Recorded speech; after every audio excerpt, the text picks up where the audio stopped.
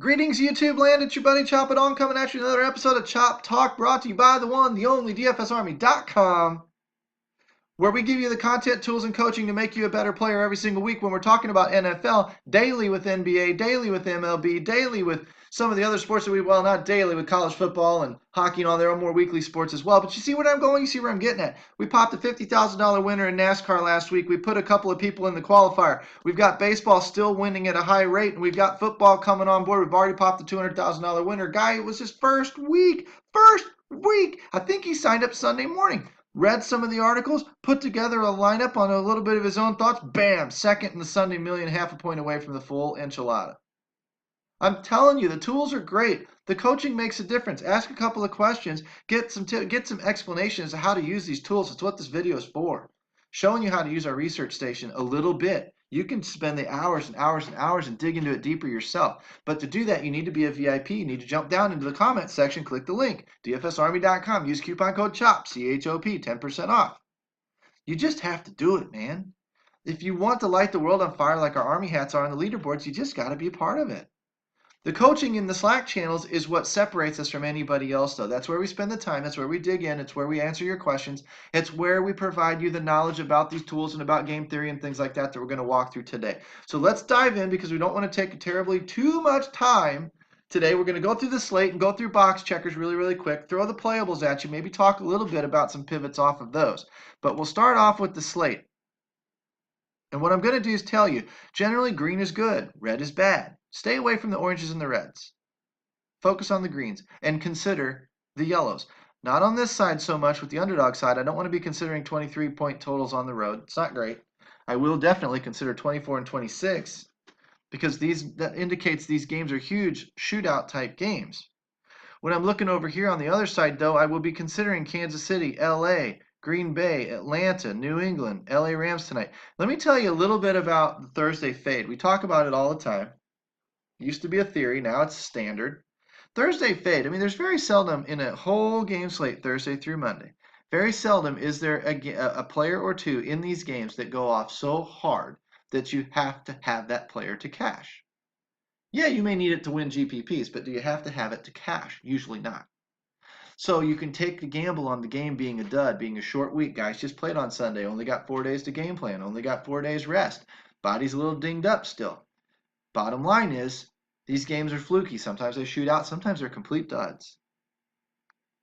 Tonight looks interesting because it looks, I mean, we've got two great defenses going against each other, but we've got a lot of players, 4, 5, 6 players on both sides of the ball that are viable for DFS purposes, and they're good players. They could go off. If this game comes out a little flat defensively and becomes an offensive shootout, Vegas seems to think it's going to be a higher scoring game.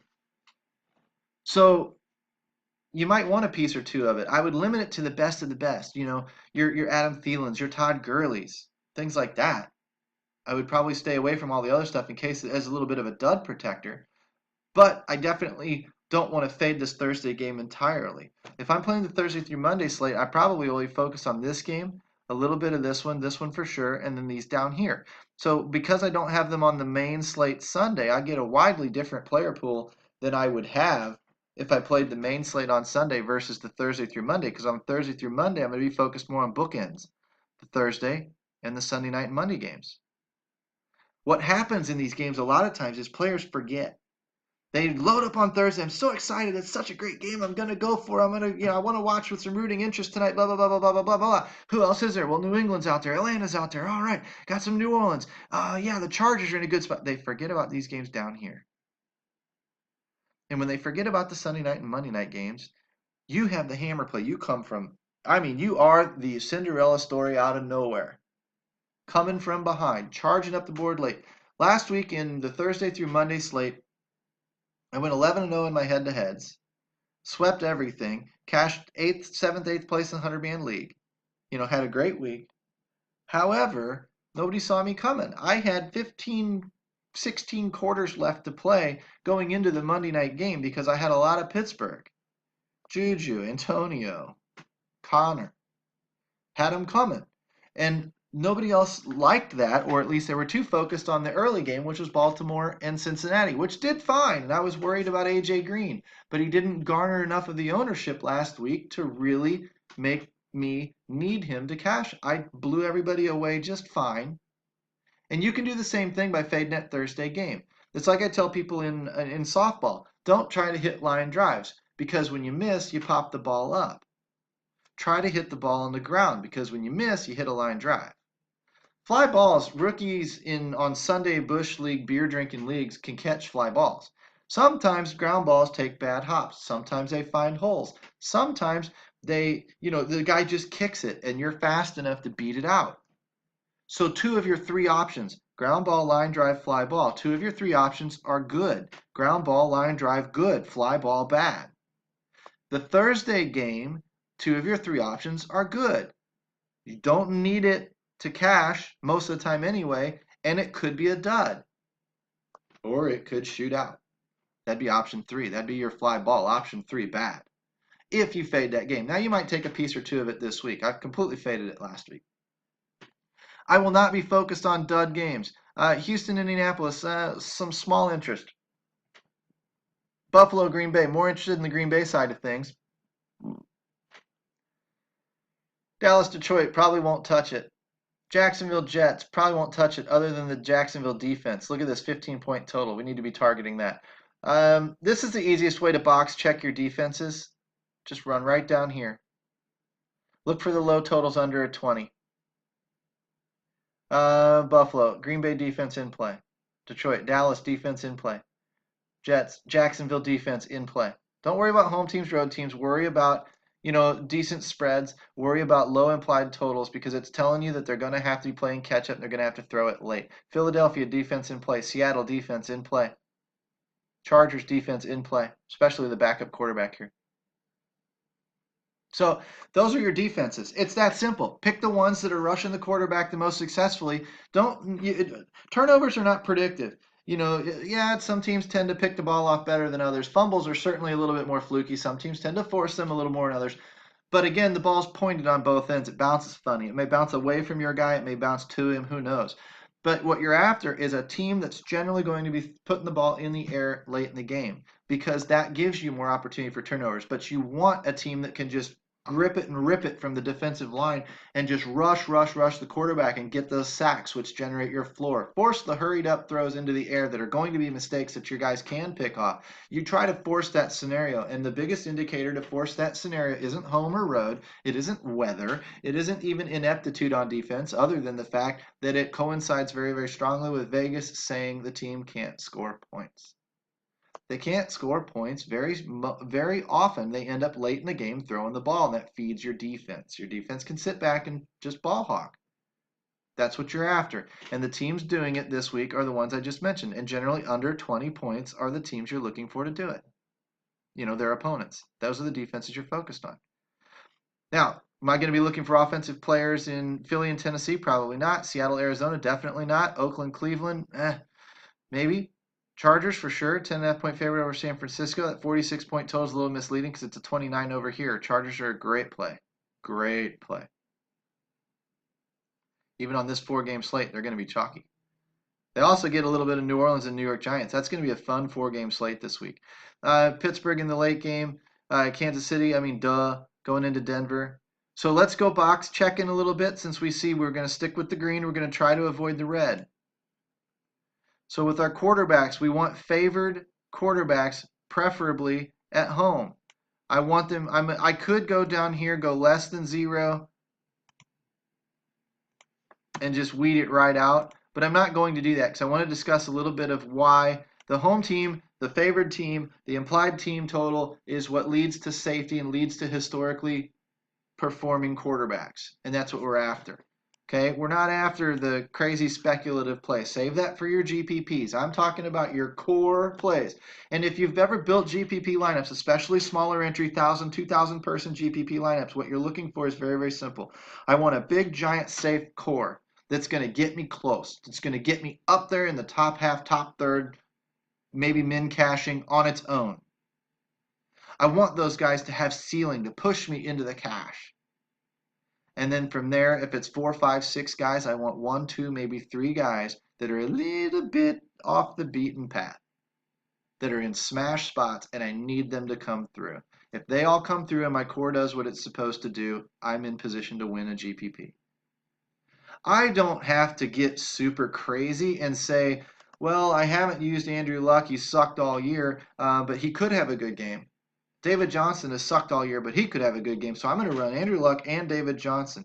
And then I'm going to run that punt guy, that guy that I heard was going to get the start this week. I'm going to run him. And then you know what? I know you shouldn't probably be taking on, the New Orleans Saints defense, but you know what? It could happen. If you start doing that too much in your lineup, you are bound to redeposit. You're going to suck as a player. You need to understand where the best of the best are, and you need to use most of them and then get off of them here and there and here and there. Not a lot. That's what's going to win out for you most of the time. Now, if you're playing in the 100,000 person free roll or the 70,000 person quarter arcade, yeah, you just roll the dice and get freaky, get crazy. Throw the crappiest lineup out there you can possibly play. Run the hometown narrative. I'm going to pick everybody who's from South Florida. So I'm going to take this guy because he went to college at USF or whatever. I'm going to pick this guy because he was a Hurricane. And whatever. This guy had a high school game in Lake Okeechobee High or whatever. Run them. It could work. There was a guy did that in the Millie Maker a couple of years ago. All Pittsburgh guys. Not Steelers, but guys that were from the Pittsburgh area. Bam, won the Millie. It can happen. But that's just crazy crap because generally speaking, when Scooter Gennett in baseball hits 4 home runs in a game, in those big giant 20,000 person GPPs, somebody picked him. And that guy's going to win it. You don't need that in the 1,000, 2,000 person GPPs. You need a very, very strong core and a couple of lower owned plays that go off. That's it.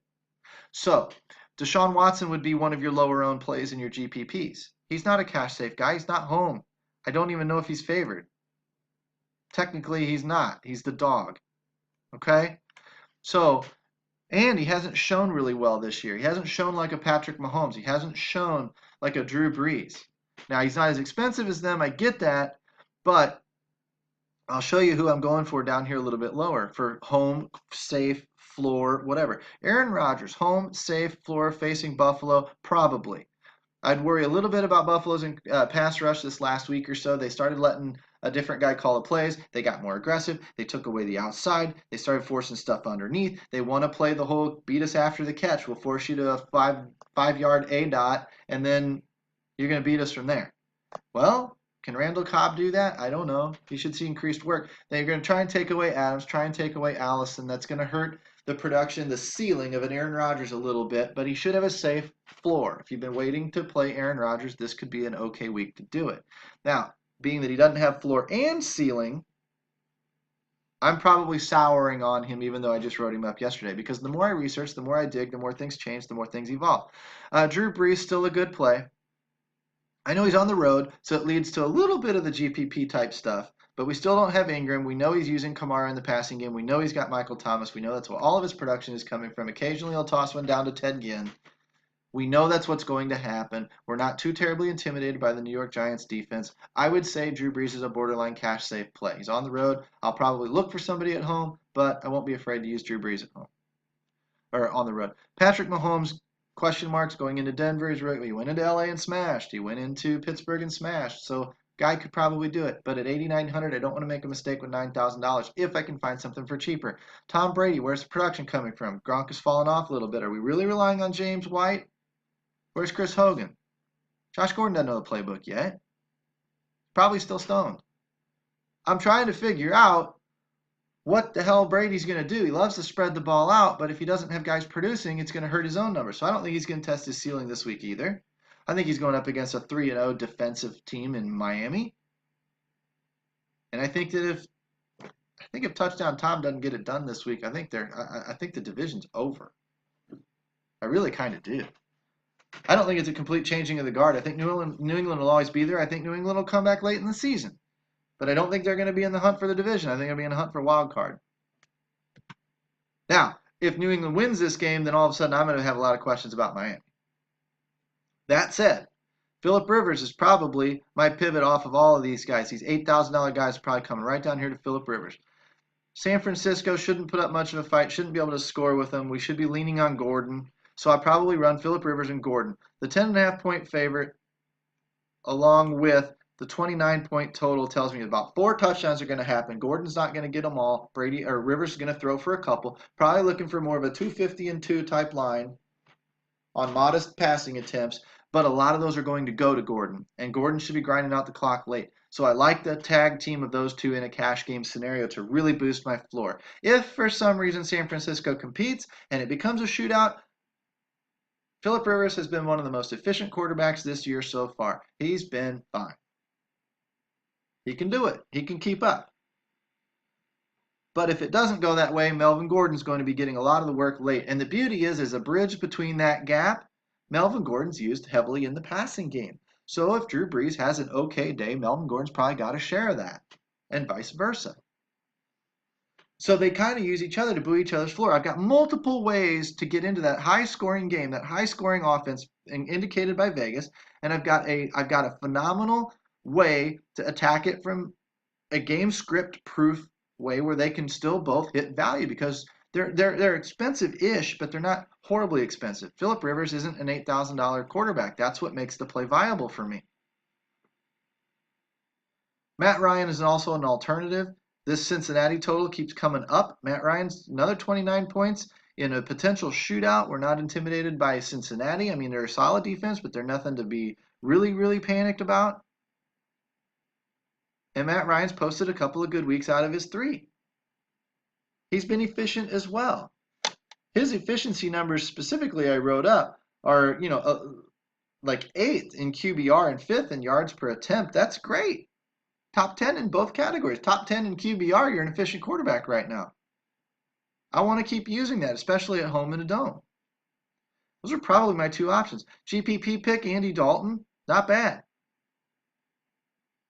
On the other side of that shootout, not bad. I mean, we're going to be looking at Gio Bernard. We're going to be looking at Tyler Boyd. We're going to be looking at Tyler Eifert. We're going to be looking, at these guys keeping pace with Atlanta and scoring. Gio Bernard especially attacking the pass-catching running back theme with the Atlanta defense not being able to stop is a great play. Jared Goff's remarkably consistent too, remarkably efficient. If we run down the running backs, we're looking for home, 18-plus touches, favored, hopefully by a lot. Kamara's an every day, every week play. You know what? I'll go ahead and eat crow now. It looks like he's going to hold his efficiency. We'll see what happens when Ingram comes back, but he's not going to have the bad season that I thought. I didn't think he was a top 4 running back pick in season long, and I'm just eating my shoe right now over it. But, I figured his efficiency would come back to earth. It hasn't yet. I mean, maybe he holds on to that to a certain degree. He's also not getting 12, 13 touches. He's getting 18 to 20, which is what we want to see, and that's great. When Ingram comes back, we'll see if they split time. And then he goes back down to 12, 13 touches, and then we'll see how much of his big plays happen. But until then, every freaking week, run him. 9,100, don't care. 9,600 more cost prohibitive over on DK, but I don't care on FanDuel. Just run him. Todd Gurley, if you play Thursday, is obviously in play. Ezekiel Elliott is a workload guy. You can count on his workload, and I like him this week to a certain degree. Do I like him more than Melvin Gordon or Kamara? No. Another GPP pivot then. But that offense in Dallas is just horrible. Horrible. Stuff the box with 25 guys. He can't do a thing. David Johnson, same scenario. That OC is going to get fired. They said they were going to use him in the passing game more, and they threw to him twice. Bite me, you dumbasses. You've got to use that guy more often than that out there. You just have to. Until then, he's completely off the table until he falls like below Marshawn Lynch pricing. Saquon Barkley is okay. He's at home. He's not favored, but he factors into the passing game, which is a good thing. Definitely an option. So I've got options in Kamara, Gordon, Barkley. I mean, those are great. If I'm running Thursday to Monday, Gurley. Jordan Howard, I'd like to see him factor in the passing game a little bit more. Facing Tampa Bay is going to be a shootout type of scenario. I mean, if he's grinding clock late, he's great, but it's not like Chicago's scoring worth a crap right now either. They got their own issues. James Conner, probably still fine. Baltimore's great against the pass. It might lead to a little bit more Conner work. Probably fine. Not one of my top plays, but he's home. He's favored. Probably a good situation. Factors into the passing game. He's got some floor. Dalvin Cook, don't trust him right now. Lats Murray, same issue. Gio Bernard, love him. Cheap play, 6,400. Carlos Hyde, Lamar Miller, Alex Collins, Kenyon Drake, Tevin Coleman in play, 7,200. I mean, these are guys that are definitely in play for cash. Marshawn Lynch, 10 red zone carries on the year. 12, 13, 14 points all 3 weeks. Gruden's using him. 18 touches. That's what he's getting, man. It's in play. Facing Cleveland at home, favored. It's implied to score 24 or more points. Believe me, if they get inside the 5, Marshawn's getting the rock. And on Fanduel, that's where you want that. He gets a couple of pass plays these days, too. That's interesting. Gives him a little smidge of a floor. But he's got a floor based on the 18 touches that he's getting and the 10 goal line carries he's getting. That's where his floor is. Punches a couple in. He's a good bet to punch one in. Especially when they're implied to score 3 or more touchdowns. So if you really wanted to, you could use Marshawn Lynch and Gio Bernard in cash. I'd be fine with that. That would allow you to upgrade elsewhere. If you don't want a Tyler Boyd, if you don't want, a cheaper tight end, you want to go up to Zach Ertz, you might need to run both those cheaper quarterbacks, or running backs. You could run them with a Phillip Rivers. You could run one of these guys in your flex and get a Gordon or a Kamara maybe. This is how the construction is going to have to play out now that we're starting to narrow the list down a little bit. Wide receivers, we'll walk through those. They're pretty much a crapshoot every week. We look for guys that are scoring really, really low implied points because that's generally who we're going to get for our. Where did my game? Oh man, come on. This technical interruption brought to you by DFSArmy.com, your one-stop shop for all things DFS. Head down to the comments section and become a VIP where the tools work 100% of the time. Am I right? Guess we don't get wide receivers right now. I'm not going to hit the reset button because I don't want to sit here and blather through while it reloads. What I will tell you is the wide receivers, we're going to look for under 18 points. We're going to look for over 27 points. We're looking for shootouts and we're looking for garbage time. But we're going to also be looking for your steady eddies, your Mike Thomases. I would show you Tyler Boyd is dramatically underpriced still for the workload that he's getting. I would show you Geronimo Allison is probably more of a talent-dependent guy, a touchdown-dependent guy this week because Buffalo's going to try and scheme the deep ball out of Aaron Rodgers' hands. We're going to try and target guys like maybe a John Brown with his 8, 9, 10 targets a week in Baltimore. Facing who is it? Pittsburgh? No. Yeah, facing Pittsburgh. And in a scenario where they're going to have to be keeping pace with Pittsburgh at home, they're going to be using John Brown quite a bit. Probably some Buck Allen. Don't know if I like Buck Allen, but I like John Brown as the focal point of that offense right now. He's getting red zone work. Flacco seems to like him. Point is, those receivers are a little bit fluky in their production, so I'm tending to pay down in receiver, but I do want to get up to get a stud, and to do that, I might have to take one of the cheaper running backs, maybe 2. If I go to the tight ends, we'll recover those. Damn, did it to me again. Well, now I have to hit the reset button. So once again, this technical challenge brought to you by DFSArmy.com. One-stop shop for all things DFS. Become a VIP today and use coupon code CHOP for 10% off. Click into here. I want home, I want favorite, I want high implied total. That's typically what's going to get me the tight end work down low on short fields. But as I scroll through here, I want targets and red zone targets. Gronk has not been getting either. Scary. He'll come back. But for now, he's overpriced for what he's liable to get you. GPP pick this week, though, because he's 2 touchdown upside anytime. Travis Kelce, not so much this week. Although, he could have a great game. It's just more of a GPP pick for me. Zach Ertz is your cash game play. I don't see the need to pay over $7,000 because Ertz is getting 10 targets a week. He's featured in the red zone. He's Wentz's favorite receiver. I don't see any reason why we need to pay over that unless we're trying to be contrarian. This is a steady Eddie cash play. I'm not paying $1,100 more when I don't have to. Jimmy Graham's fine for $1,000 less, but more of a GPP play is going to be a little bit under the radar. Kyle Rudolph goes on Thursday night. Jared Cook targets have dropped off. Eric Ebron. If you want a cheaper one, I would take Eric Ebron even over Jimmy Graham because Ebron, 10 targets or 11 targets last week, 4 in the red zone, 102 air yards. Without Doyle in the mix, this guy's getting all the run. It's not a tight end by committee. It is a flat-out Eric Ebron type show, and we know he has caught touchdown passes over Doyle in the past. People aren't thinking if they think that he burned them last week. He didn't burn you. He had the opportunity. He just didn't get the touchdown. And what's worse is the ownership was so high it didn't affect you. If you didn't cash, it's because you screwed up in other areas, not this one. But people are recency bias in their head. They have that, oh, you burned me. He sucks. I don't want to use him again. I'm scared of him now. Guess what? I'm going right back to the damn well. You should too. It's either Ebron or Ertz for me this week in cash. Whole bunch of GPP pivots. Burton, great. Eifert, great.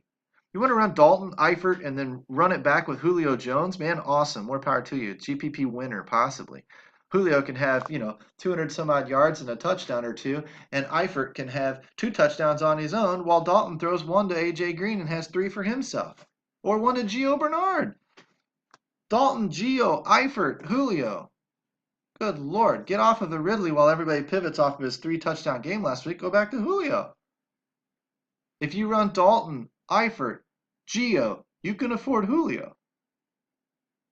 You might even run something like a Matt Ryan, Julio, come back with Eifert. Or come back with Gio. Those things are doable this week. They're more tournament plays because they're focusing really, really heavily on one game. And if the game turns out to be a dud, you're screwed with a third of your roster. But it's viable in GPPs, absolutely. Hooper, Disley, Seals, Jones, it's all the crapshoot from down here. You don't need to go below Ebron. He's cheap enough. Plenty of savings there. We already covered defense. So you've kind of got a player pool narrowed down here. You need to go through receivers yourself. I'm not going to go through that. But you need to go through those quarterbacks. And you start thinking about which ones do I want to play? Which ones are the safest of the safe? At which price points? 8,000, 7,000, 6,000. Push them to the side. Look at your running backs. Who's getting all the workload? Who's implied to score a lot of points this week? Who's got a lot of touchdown equity on a Fanduel? Who's got PPR value on a DraftKings? Who are these guys? Christian McCaffrey, duh. Who are these guys? Can we attack certain things that we know, like Atlanta pass catching, running back defense? Can we attack that with Gio? Of course. Can we look towards these other guys in these other positions, and then who are the pivots that are close to them in price? Or, oh my God, everybody in their mind is going to be paying down at X position this week. So if I paid up, everyone's going to pay down at tight end. If I paid up for Gronk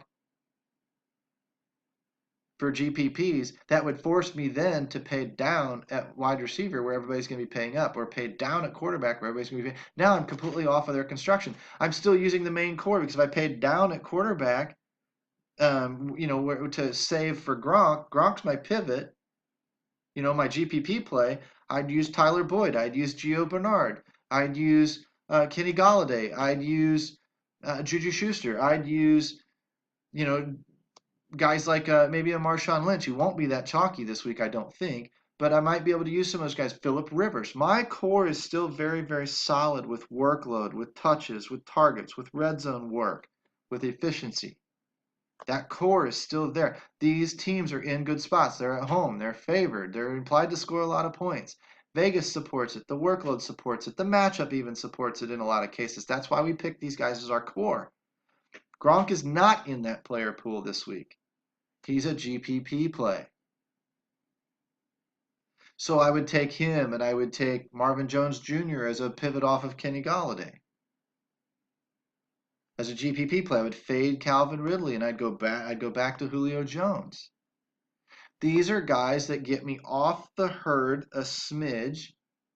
Then when my 5, 6, 7 core plays do well, I'm in the running for the cash in a tournament. And then if my GPP plays like Gronk, if he hits for 2 touchdowns and 100 yards, I'm in position to win the tournament. So you use your cash games to set up your tournaments. You know what? I'll show you something really neat, and then we'll get out of here. We have a beginner's coaching channel inside the Army right now. Bring that down for you. That is a place where you can ask any question you want to ask. What is a cash game? What is a GPP? What is a what? These are honestly the types of things that we dig in to teach you. This is what we're showing our players. If you stuck around this long in the video, I appreciate it. Click the like, click the subscribe button.